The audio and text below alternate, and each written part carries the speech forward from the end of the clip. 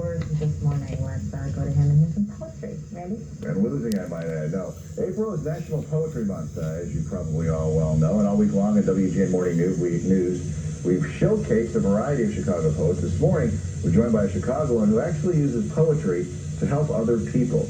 Eric Spruth is an art teacher who creates poems for geriatric patients. Is that right? That is correct. Thanks for coming in this morning. Good morning. So, first of all, how did you come up with this idea?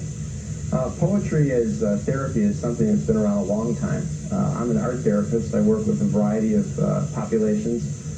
This is a project called the Collective Poets of Lexington Healthcare. I started in 1994, and it ran for a year. We met weekly, and it was an adjunct therapy with the therapies that are offered at the healthcare facility. The poetry offers an opportunity for the patients to share their lifelong experiences. The age ranges were from like 70 to 90. Some of the people have since passed, some passed during the process, the group, not during the group, but during that time.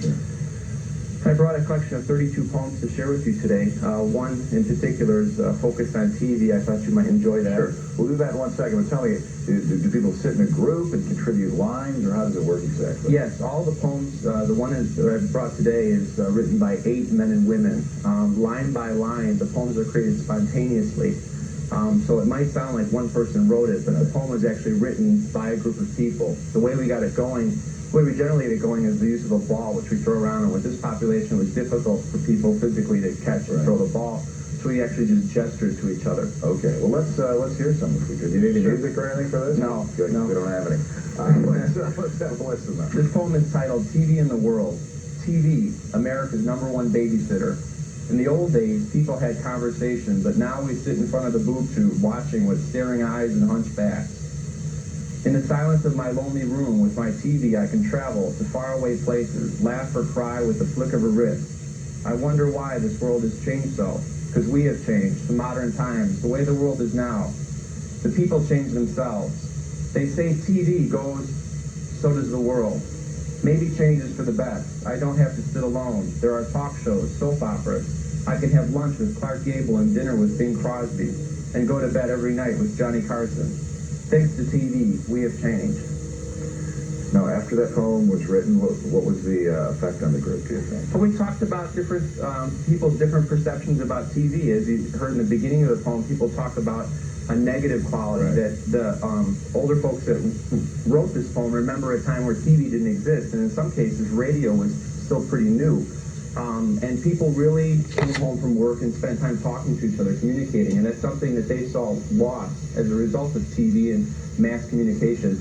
But then as you see, that kind of takes a flip side now at a time where these people in particular are left alone a great deal of time in their rooms just waiting.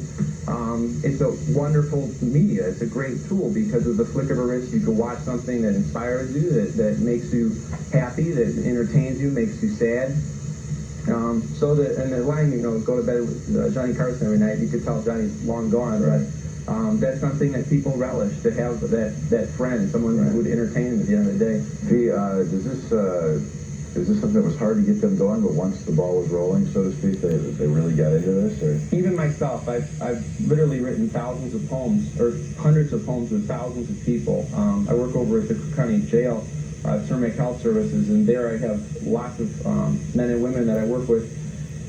And every time I say it, it seems impossible that it's going to happen, even to me, but it does. The use of the spontaneity with the ball, people generate an idea, we come up with a theme, and it turns into something. Okay. Eric, thanks for coming in. Thanks for helping us during Poetry Month here. Appreciate it very much. Very interesting.